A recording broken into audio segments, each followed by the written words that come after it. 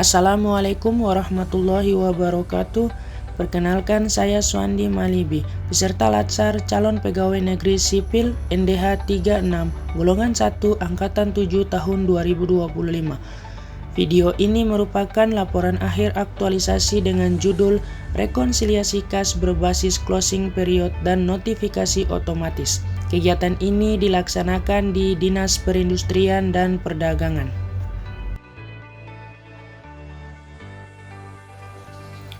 Kegiatan 1 yaitu penerapan closing period bulanan. Dengan tahapan kegiatan yang satu yaitu melakukan konsultasi dengan mentor, yang kedua membuat kertas kerja rekapitulasi BKU, SPJ, dan LRA, dan yang ketiga penyusunan berita acara atau BAR. Tahapan yang pertama yaitu melakukan konsultasi dengan mentor. Pada tanggal 1 Oktober 2025 di Dinas Perindak kami melakukan konsultasi dengan mentor di ruangan Finance Shop bagian keuangan yang bertujuan untuk meminta izin dan saran dari mentor. Tahap yang kedua yaitu membuat kertas kerja rekapitulasi BKU, SPJ, LRA. Kegiatan ini dilakukan untuk memudahkan penerapan closing period antara Dinas Perindak dan BPKAD. Selanjutnya tahapan ketiga yaitu penyusunan berita acara atau BAR. Melakukan penyusunan berita acara rekonsiliasi keuangan sebagai bukti tertulis hasil pencocokan antara BKU, SPJ, dan LRA pada akhir periode.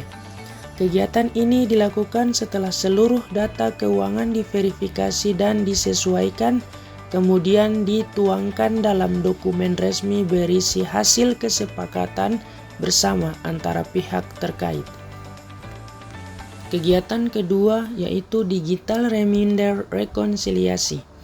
Tahapan kegiatan yaitu yang pertama membuat form rekonsiliasi kas menggunakan Google Excel, dan yang kedua mengaktifkan fitur notifikasi otomatis melalui handphone Remember H-3 sebelum batas waktu, dan yang ketiga menunjuk penanggung jawab atau admin sistem untuk memastikan reminder berjalan.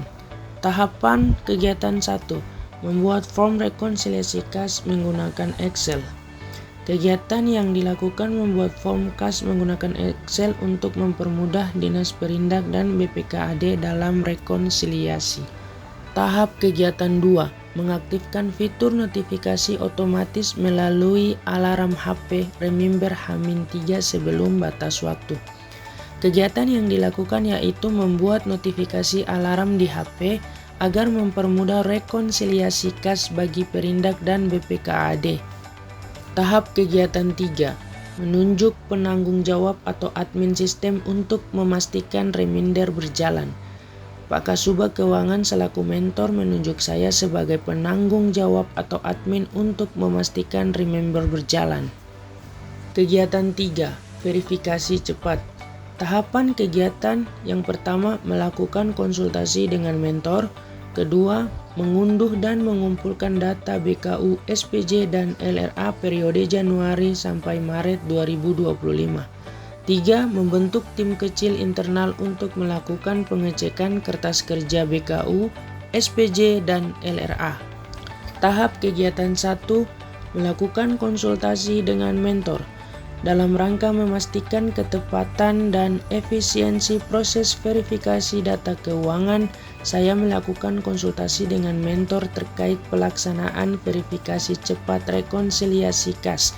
Melalui konsultasi ini saya mendapat arahan mengenai langkah-langkah yang perlu dilakukan agar proses pemeriksaan dokumen kas dan laporan pendukung dapat berjalan dengan efektif. Tahap kegiatan 2, mengunduh dan mengumpulkan data BKU, SPJ, dan LRA periode Januari-Maret 2025. Pada tahap kegiatan kedua dilakukan proses mengunduh dan mengumpulkan data buku kas umum atau BKU, surat pertanggungjawaban atau SPJ, dan laporan realisasi anggaran atau LRA untuk periode Januari hingga Maret 2025. Tahap kegiatan 3, membentuk tim kecil internal untuk melakukan pengecekan kertas kerja BKU, SPJ, dan LRA.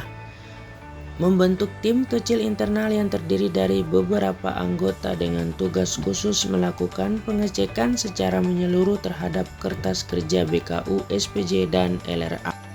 Selanjutnya kegiatan 4 yaitu audit internal.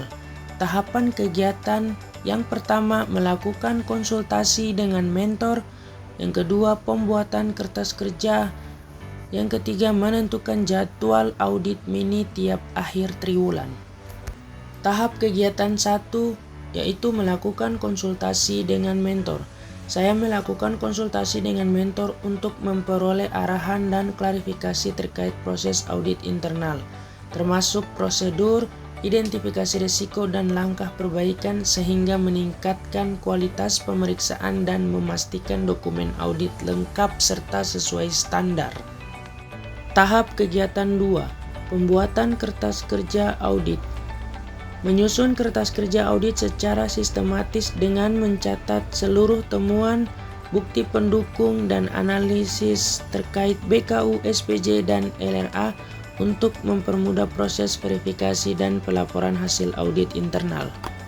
Tahap kegiatan 3, menentukan jadwal audit mini tiap akhir triwulan.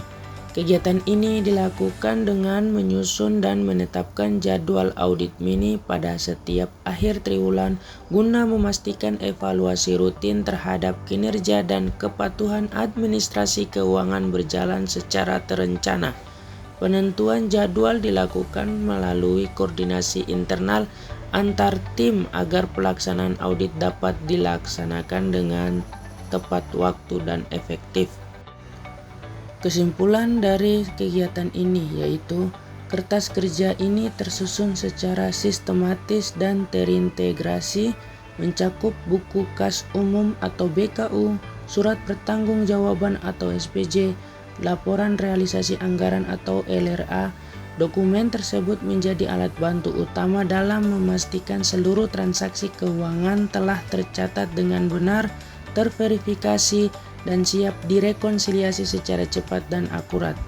Melalui penerapan closing period bulanan, digital reminder rekonsiliasi, verifikasi cepat, dan audit internal mini, penyusunan kertas kerja ini dapat dilakukan secara konsisten setiap bulan, sehingga memperkuat akuntabilitas dan ketertiban administrasi keuangan.